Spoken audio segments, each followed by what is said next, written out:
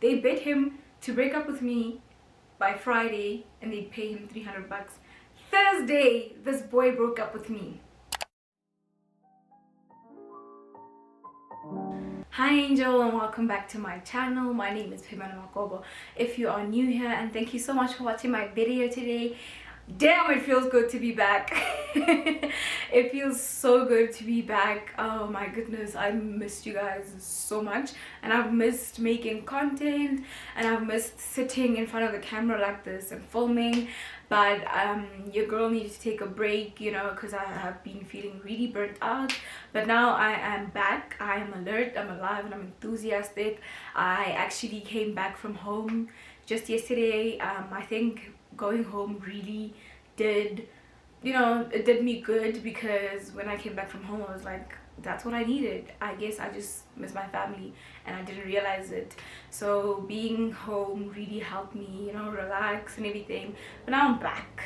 But now the sis is back, and today I am actually filming the first time tag video that I told you guys I was gonna film a long ass time ago. I know, I'm trash.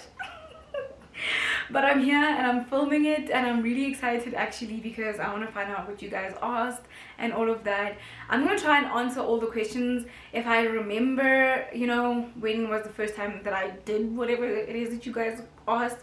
And yeah, let's actually get into the video.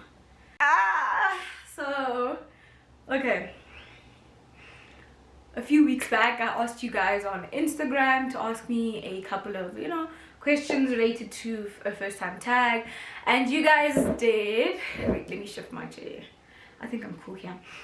And you guys did, so let's get into it. My first time drinking alcohol. So this question is, when did I start drinking alcohol? So my first time drinking alcohol, I can't really remember, because when I was like a teenager I wasn't drinking alcohol as much. I think when I turned 18 I started getting fancy and started drinking wine. But I never used to go out to groove and stuff like that. If you guys haven't noticed by now on my channel that I don't like groove, I'm telling you guys now. So I first started drinking probably this year. I first started like drinking. Now I drink like every other day. I have a glass of wine. But when I was a teenager I didn't drink like other teenagers were, because, you know, like in South Africa there's no legal drinking age. So I really wasn't drinking in high school or anything like that. My first time smoking weed. If my parents are watching this video, this is your cue to click out. Mom, click out. So the first time I ever smoked weed was with okay, let me give you guys a little backstory. So our tenant at home, he used to smoke weed, but I really didn't think he was smoking weed.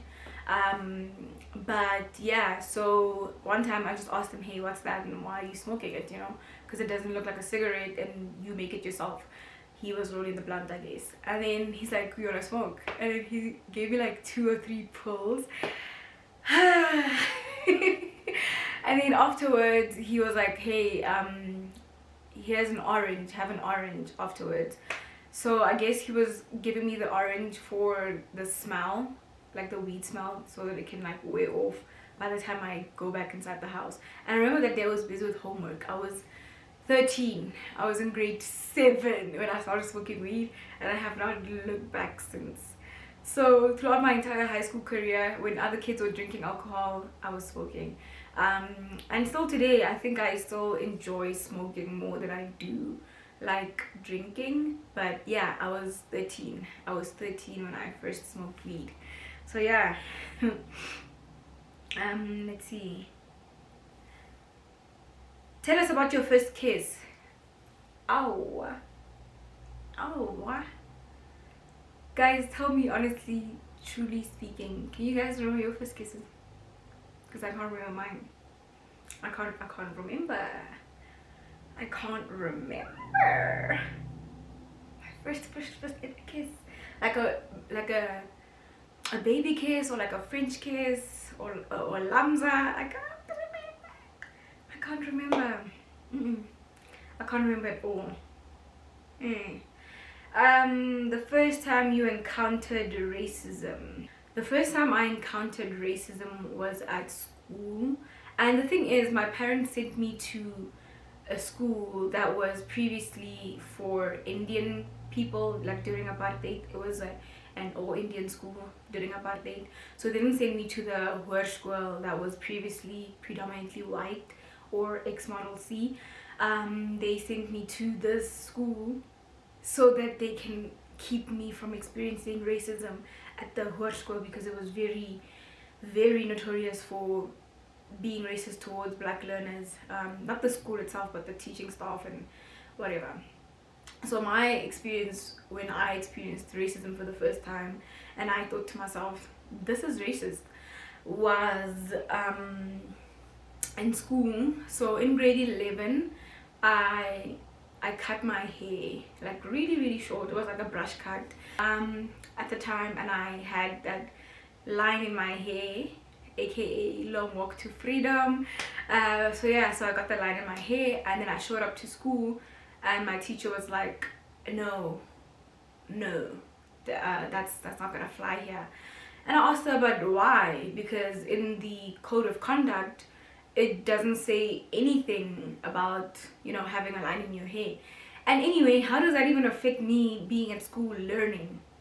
Having a line in my hair, how is that gonna affect me being here to learn? You know, what difference does it make? What does it take away from my education? Anyway, so she's like, no, you can't have that in your hair, blah blah blah. And then it was a whole thing. She was like, yeah, tomorrow you're gonna come back with that cut. And I was like, no ma'am, no sir, mark me absent, I'm not cutting my hair, because it was already so short, you know, and I didn't want to walk around with a cheese squirrel, because that's what I wanted. So yeah, and I was like, no ma'am, that is not happening. Code of conduct doesn't say anything about not getting a line in your hair. And besides, yeah, so what made it very racist, I said to her, but besides, we had Indian kids at the school, so the Indian boys used to like cut their hair, they get their fades or whatever, and then they also put that line in their hair. And I was like, I pointed to them, I was like, besides, they have that in their hair, and they were like fair skinned. And then she said, no, it's because their hair is straight and yours is gross, so that's why you can't have that line in your hair. And I thought to myself, that's the most racist shit you could have ever thought to say in this moment right now. That's some racist ass shit. And net verdediging, I'm not gonna cut my hair. I'm going to continue come to school with this line in my hair until you explain to me how does it affect my education here at school, or how does it infringe other learners' education here at school. Did she give me a reason? Of course not. Because if you went to a predominantly white school as a black learner, you probably know how policed our hair used to be. They used to police our hair up and down, left, right and center. Until Pretoria Girls High happened, we weren't allowed to have afros at our school either. So I guess that's my first encounter with racism that I can fully remember.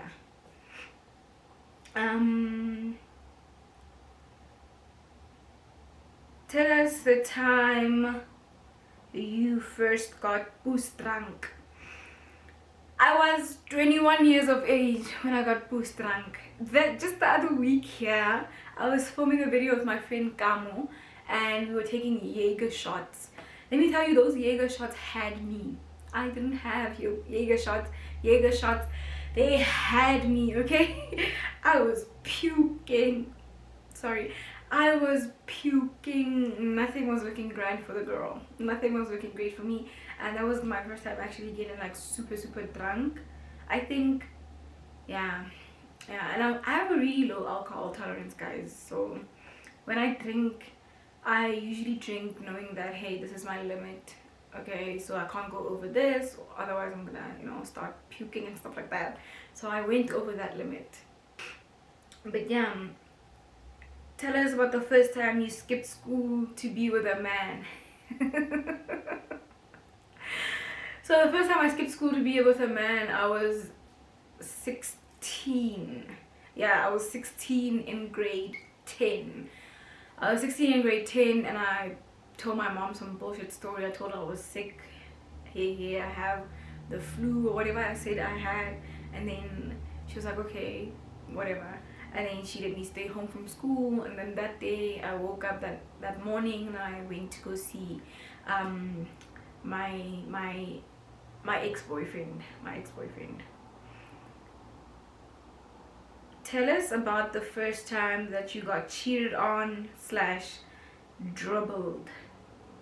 So as far as I'm concerned, I've never been cheated on, but my first time being dribbled, so I guess you guys mean like with dribble, the word dribble, I understand it to be like your first heartbreak or being taken for a one, or ever been taken like for a boost.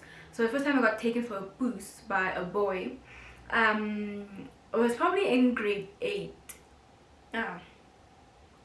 In grade 8 or 9, I can't remember. But in grade 8-ish, I had this little boyfriend. It was cute or whatever, puppy love, you know, really cute. And then I guess when he wanted to break up with me, he didn't know how to tell me or what was going on. But his friends, sorry, I just remember the story correctly now. His friends bet him $300 to break up with me by the end of the week, and the dumb motherfucker did it. Sorry, I'm sorry for my language, but he did it by Thursday. They bet him to break up with me by Friday, and they pay him $300. Thursday, this boy broke up with me, and it was weird because his one friend kept checking in on me like, hey, are you okay, are you cool? The whole time he was trying to check if this dude actually went ahead and broke up with me, and he did, which was stupid at the time, but now I can probably just sit back and like laugh about it. I can look back on it and laugh, but that back then, yeah, it hurt my little heart. Okay. When was the first time you got your YouTube paycheck? I actually recently just linked my Google AdSense account to my bank account, but I haven't cashed in on the money yet because I just wanted to accumulate, you know, before I cash in on it. So when was the first time you got into a fight? I've never gotten into a fight with someone else, like a fist fight or anything like that. Guys, come on, look at my face. Look at this pretty face. Imagine this pretty face in a fist fight. No, I don't do that. But the first time I ever got into a fight with someone else outside of my siblings, because my siblings and I used to rock each other when we were younger, outside of my siblings was probably my best friend Pile at school. One day we kept promising each other that we beat each other's asses, and then one day we just snapped. It was so silly, but yeah, I guess that was my first fight. When did you first have a one-night stand? I've never had a one-night stand. I guess, I don't know, I've never had a one-night stand where I've hooked up with someone and then I've never seen them ever again. No, I've never had a one-night stand. When did you first start driving? So my cousin used to give me like driving lessons when I was 17. So I first started driving when I was 17. When your first love? My first love, I would say, it's probably my ex-boyfriend. He was my first love. When did I first wear heels? I don't know, hey? I don't know. I don't like wearing heels much. I can't walk in heels to save my life. When did you get your first tattoo? I got my first tattoo last year during lockdown. I got the Walk by Faith tattoo on my foot last year during lockdown, and it was actually really ticklish. They had to like literally get someone else, the tattoo artist had to get someone else to hold my foot down because I was laughing and it was so ticklish, and I kept like twitching, my foot kept on twitching. When was the first time you fell in public? The first time I fell in public, I've probably fallen before, but the first time I remember like it being embarrassing was in first year. I was running in the rain and then I tripped on something. I don't know if I tripped or I slipped, and I fell flat on my face, and people were watching, so I just got up and pretended like I wasn't crying. It was raining anyway, but I was crying. They couldn't see my tears. Crying in the rain so nobody can see my tears. And of course, when was my first time having sex? So my first time was in December of 2015. It was a really like cute experience. I think it was with my ex-boyfriend. So we had literally been talking about it for a year. A year before it happened, and I'd give this advice to young girls who are like thinking about having sex, or you know, just want to know about having sex. Talk to your sexual partner, talk to them about what is it that you feel comfortable with, talk to them about your personal relationship with sex, you know, if you have like any trauma attached to the idea of sex.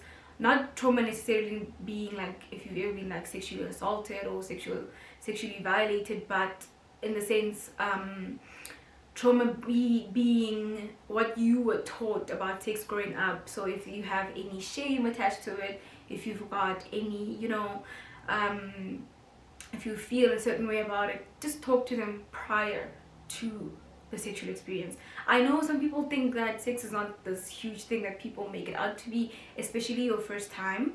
So I like to call my first time my sexual debut. I don't like to call it my virginity loss or anything like that, because we all know that virginity doesn't exist. But yeah, so we talked about it for like a year before it happened, and when it did happen, it was really cute. He was very gentle with me because it was my first time, but it wasn't his first time, so he knew what he was doing, and I really was in the dark. I didn't know what was supposed to happen and all of that, and there was like a lot of consent, which was really sweet now that I think of it. He kept asking me like at any point, if you want me to stop, just let me know. Do you like it when I touch you here? Does this feel good? How does this feel? You know, just constantly just asking me for feedback, and it was really sweet. And there was like music playing in the background, and yeah, that was my first time. And I think that that experience that I had with my first sexual like encounter, my first sexual experience, really set the tone for my relationship with sex today. I have the positive relationship that I have with sex today because of my first experience. So yeah, that was my first time. I was 15, December 2015. Sorry about that, guys. The fire alarm here, they test it every other hour. The day that there's an actual fire in this building, nobody's gonna know what to do, because they always testing these fire alarms and we're always thinking, it's just a drill, it's just a drill. The day it's an actual fire, we're all doomed. But anyway, let me continue. So what was my first time getting hit on by a guy? You know what? I was kind of young. Since 15, I had niggas trying to seduce me, but fuck getting paid off the blade. You can't use me. I'm a top dollar bitch, but I'm far from a hoochie. Period. Saweetie 2020.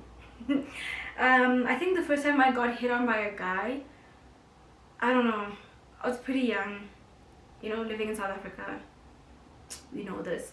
But the first time it was like very weird was when I was like 13, and this dude was in grade 12 at the time. So the school that I went to a combined school.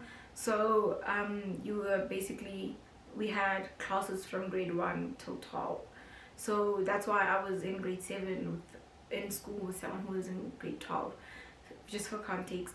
But yeah, he was in matric and I was in grade 7. I don't know if he had a crush on me or what it was, which was weird because I'm a literal child. But anyway, he kept on, you know, like showing up to my classes. And whenever, so in our school we had this system called number relief.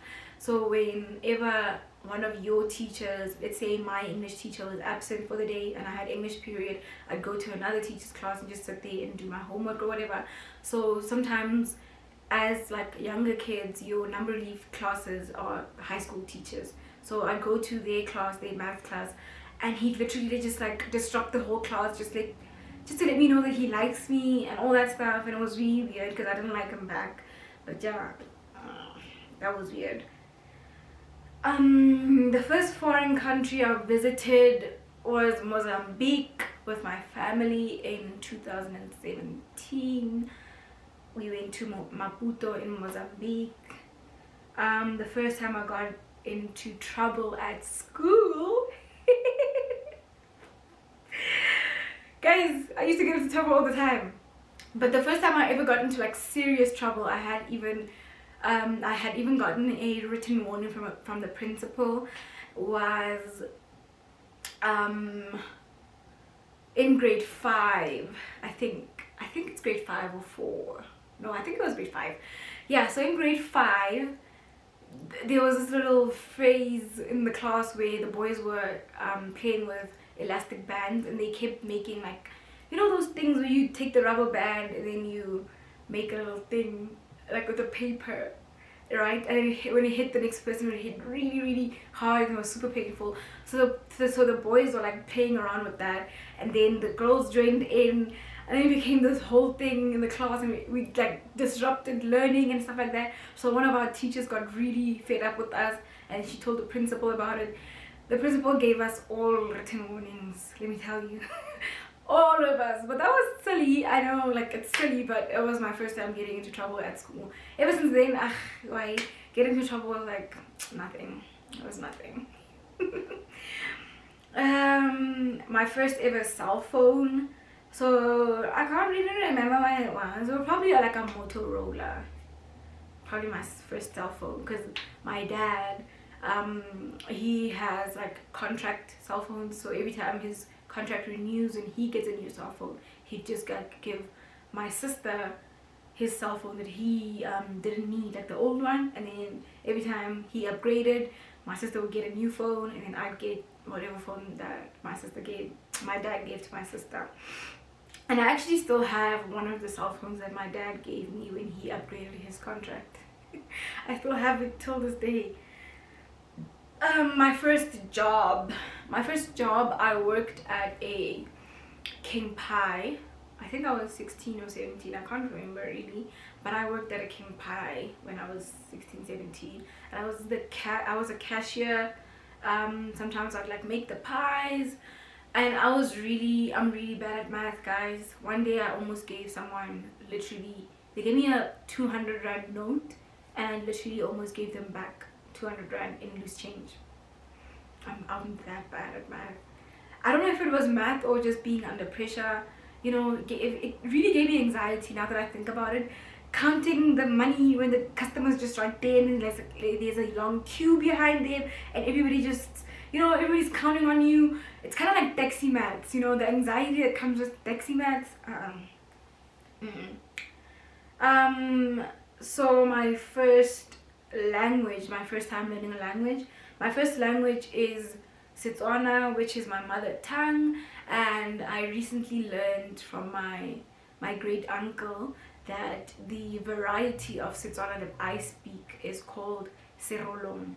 So if you're not familiar with Tswana clans, we have Morolong, we have Batlaping, we have Bakwena, we have Bafokeng, and all of those clans. So the variety of Setswana that I speak is actually native to the Morolong clan, and I recently learned that. So it was such a cool fact that I learned from my great uncle.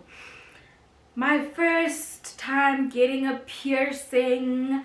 So my first piercing was probably like my bottom earlobes. which my mom was responsible for these. I got these because of my mom, because I was a baby back then. I really didn't consent to this, mom. But anyway, the piercing that I got after that was on the top of that, right on the top, if you guys can see. I got that when I was 14, and I felt the pain. I cried, and I had to get ice cream afterwards because I was being such a big baby about it. But yeah, my first piercing, bottom earlobe, when I was a baby. My first concert. So I've actually seen like a lot of local artists perform live, like Casper and stuff like that, but it was never like a concert where it was just Casper's concert. Like I've never been to like a foot up the door or anything. So before my first concert, which was the One Direction concert, that's why you guys always see me in my vlogs wearing that One Direction t-shirt. It's from the concert that I attended in 2015, on the 29th of March. I'll never forget that day. It was amazing, and it was the only experience that I consider to be a concert till this day. Let's see what's next. Your first house party. So when I was like in high school and stuff, I never really used to go to house parties because, like I said, I really don't like groove. It's not my scene, you know. You'll never really find me at groove, unsolicited, unprovoked, just me getting ready and going to groove, no ways. So when I got to varsity in first year, here at varsity, they used to have, well, pre-COVID, they used to have race parties. So each race would like host a party and stuff like that. So we called these block parties. They would happen at the end of a teaching block. So if you're in high school still, you know a teaching block to be a term. So at the end of each term, we have a house party here, a race party here at Wits. So the first ever house party that I went to here at Wits was the EOH block party, and it was, oh my god, the experience, guys. I wasn't even drinking or anything that night. I was sober as can be, and it was such a nice time. I can tell you right now, it was such a nice time. I was back at my race after midnight. I was back at my race because that's me. If you ever see me at groove, even though it's not my scene, if you ever see me at groove, just know that before the clock hits midnight, I'm probably gonna leave.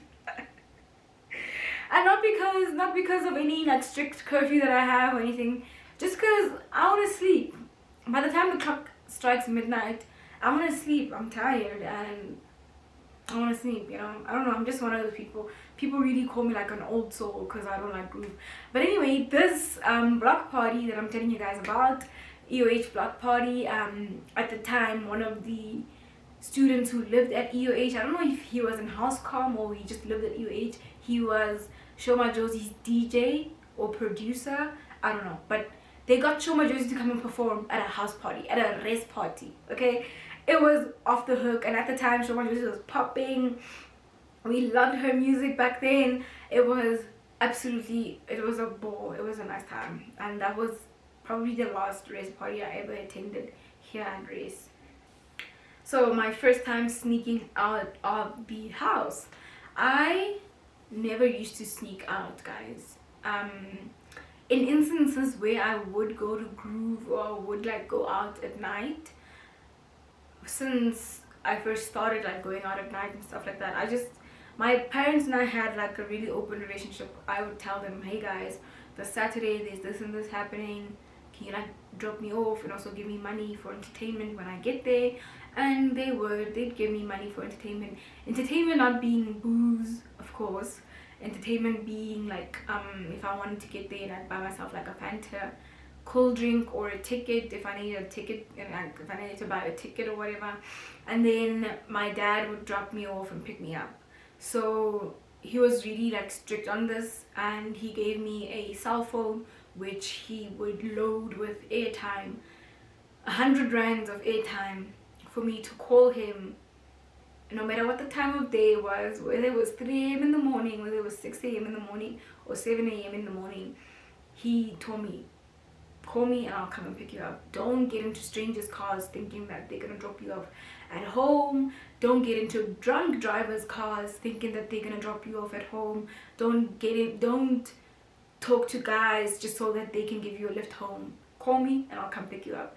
And I think as he didn't really say this, but I think as like, my dad is a police officer, so as a police officer he probably saw so many cases where girls would you know, get in somebody's car thinking that that person was gonna drop them off at home and that person had other intentions, or where it was like a bunch of drunk kids who got into a car and then they, you know, they crashed somewhere or whatever. So I think he didn't want that for me, so that's why he would be like, call me. And that's how it was. My dad would literally come and pick me up from wherever it is, whether it was like New Year's celebrations or whatever, literally at like 6 a.m. in the morning in his pajamas. He'd come and pick me up. If I ever went to like a 6 to 6, he'd come and pick me up, and I'm really grateful for that, because I never really, like, I was never scared to tell him like, hey, I want to go where and where or whatever. And I think my parents also rest assured knowing that I'm not drinking when I'm out, so I can like take care of myself, because the reality of it is that, you know, living in this country as a young girl, drinking alcohol and, you know, going out to groove, it's not always the case, but it's not safe, if I can just put it like that. It's not as safe as we think. My first favorite food, I don't know, let me think. Okay, something just came to mind. My first favorite fast food was a wimpy cheeseburger. Wimpy cheeseburgers banged, and they still bang till this day.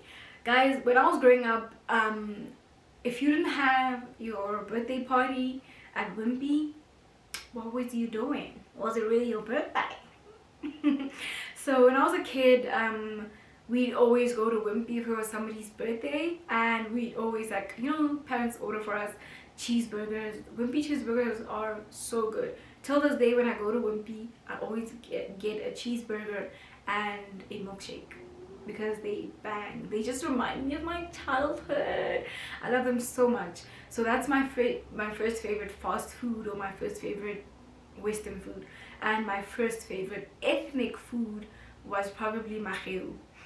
My aunt, my dad's sister, used to make maheu for us when we were younger. So all the cousins would come for holidays or Christmas or whatever the case may be, and she'd make maheu for us. I don't know how she did it. Till this day, I don't know how she did it, but that stuff banged.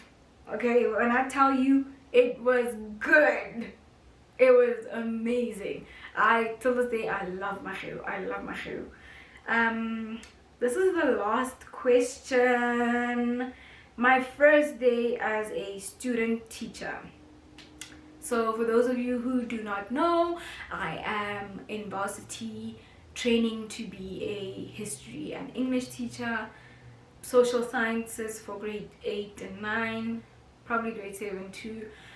But yeah, I'm training to be a social sciences teacher for grade 8 and 9, and then a history teacher for grades 10, 11 and 12, and a English teacher as well. So my first day as a student teacher in first year. So you guys know, if you're in South Africa and you're in school, or you've completed your schooling here in South Africa, you know that every year during term 3, I think, term 3 of the school year, you guys will get like student teachers that come from like different universities, and they come to your school and they complete their practicals there. So they basically teach you guys as learners or whatever. So yeah, so that was, we call that teaching practicals or teaching experience. I had my first teaching practicals when I was in first year, which was in 2019, and my first day as a student teacher, number one, I was late in the morning because I didn't know how to commute around Johannesburg using public transport. So I was late. I was probably like 40 minutes late. It was a Monday morning and I missed assembly. But other than being late that morning, The experience was it was nice, you know. I can't really say anything bad about it. And the one thing that really stuck with me from that day was being on the other side of the teacher's desk. So I was in first year and I had just come from matric, you know. A couple of months before that I was a learner myself, so being on the other side of the teacher's desk really made me realize that this is real. You're an adult now. These kids look at you and they see an adult. You know, little did they know I was giving class to grade 7s when I was on my first teaching experience. So I was giving class to like 12, 13, 14-year-olds. One of them was like 15 years old. So little did they know that just a couple of months ago I was sitting in a learner's desk just like them, you know, and here I am standing behind the teacher's desk this time around, and I'm the one who has to give class. I'm the one who has to do lesson plans and prep for class and all of that. So yeah, that's what I remember from my first day being a student teacher. Alright you guys, I had so much fun filming this video. Thank you all for all the questions that you guys submitted. I loved shooting this video for you guys, and I hope that you guys also enjoyed it. Please subscribe to my channel if you haven't already. We are well on our way to 5,000 angels. Share the link to this video with your friends, have them share it with their friends so that you guys can help little old me reach 5,000 subscribers. And I'll see you guys in my next video. Bye.